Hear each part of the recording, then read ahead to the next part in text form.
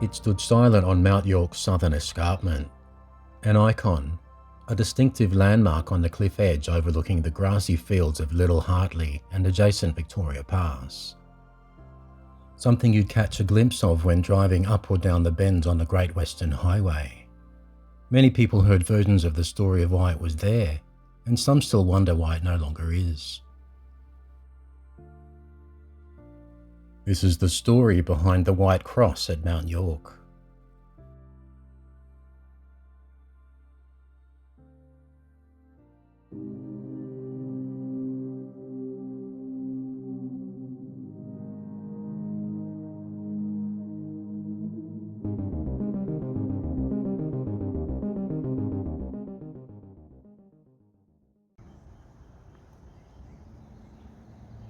Henry Marcus Clark migrated to Australia on his own from Lancashire, England in 1880, at the age of 21. He first landed in Melbourne before making his way north, droving in regional areas and visiting the goldfields at Hill End and parks along the way. By 1882, Clark arrived in Sydney and found a job at a drapery store in Newtown, known as John Kingsbury's. This old employment ad I dug up from the December 1882 Sydney Morning Herald may well have been the one he answered, despite it being listed for a young lady. According to legend, Clark arrived in Sydney with very little money, and after securing the job, slept beneath the shop counter until he could afford proper accommodation. It was at the drapery that Henry met Martha Day, also known as Paddy. They married a year later, and before long the couple purchased John Kingsbury's drapery themselves. Expanding both the product range and the scale of the operation, the business was soon registered as Marcus Clark & Co.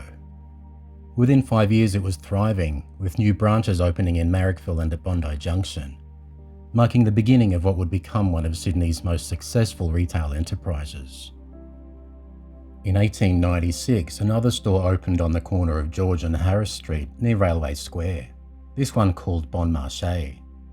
Its success led to a larger building being constructed on the site, with more stores to follow around Railway Square.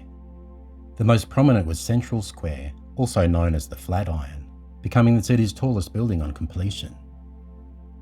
During this major building expansion, Henry and Paddy had 5 kids: Reginald, Hazel, Roland, Leslie and Byron. The family moved from Newtown to a house they built in Dulwich Hill, naming it Sefton Hall after the village in Lancashire where Henry had grown up. Set behind a high brick fence, the house was largely concealed from the street.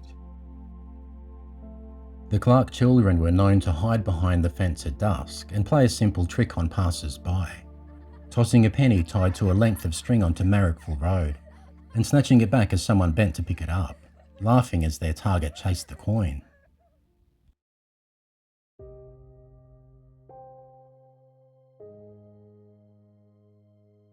In 1892, tragedy struck the family when Paddy suddenly fell ill and died at just 32 years of age, possibly in relation to the birth of their youngest child, Byron, earlier that year.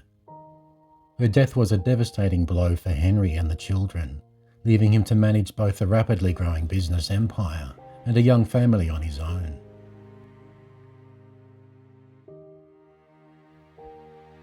Two years after Paddy's death, Henry married her younger sister, Georgina, who assumed the role of stepmother to her nieces and nephews. They both also went on to have 4 kids of their own. At some point, the Clark family acquired land on Mount York in the Blue Mountains and built a summer residence there. Whether this occurred during Paddy's lifetime or after her death isn't entirely clear. The property they had was on Mount York Road, on the very outskirts of Mount Victoria town centre. The Clark's Mount York property was called Draenfells, a German word meaning dragon's rock. It's perched near the edge of the rocky escarpment, which may explain why they chose to name it as such. The estate featured a large, luxurious main house, complete with outbuildings, a coach house and an orchard, offering both comfort and commanding views of the surrounding landscape. The family often retreated to Draenfells, seeking respite from Sydney's heat and humidity. The children quickly grew familiar with the property, no doubt exploring every corner, even the escarpment just meters from the house.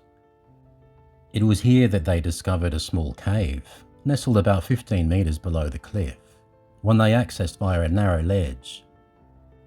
For the kids, it was an adventure far removed from the orderly gardens and familiar paths of Sefton Hall in Dulwich Hill.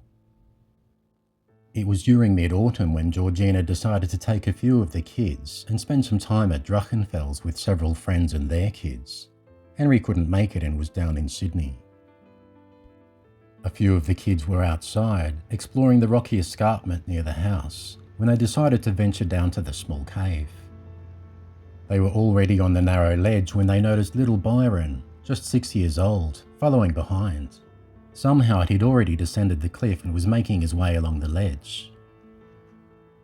The older kids, aware that Byron wasn't as steady on his feet, called for him to turn back. But in an instant, the rocks beneath him gave way. He fell roughly 50 meters, striking a ledge on the way down. Frantically, the older kids scrambled back to the house to alert Georgina. She and her friends hurried down a safer path to the cliff base, where they found little Byron lying among the ferns, still breathing. They carefully lifted him in their arms, beginning the climb back up, but tragically, he died before reaching the top. After Byron's death, the family never returned to Draenfells. They entrusted the property to Sam Wilson, a local shopkeeper from John Wilson & Co. in Mount Victoria who checked on the house occasionally. Just a year later, a bushfire swept across Mount York, consuming Draenfells entirely and leaving nothing of the house or its outbuildings behind. Around 1911, Henry had a large white cross erected near the spot where Byron had fallen on that tragic Saturday. It stood as a commemorative marker for his young son and a testament to the family's faith. Another house was eventually built on the Draenfells site, and over the years the property changed hands several times. For nearly 80 years, the White Cross stood sentinel on the cliff edge at Mount York, a familiar sight to travellers passing between Little Hartley and Victoria Pass. Around 1989, the property's owners removed the cross, aiming to discourage sightseers from trespassing on their land. In 1991, the site known as the Marcus Clark Cross received Blue Mountain City Council heritage listing, despite the cross being removed. Little Byron Henry Clark is buried in the family plot at Waverley Cemetery.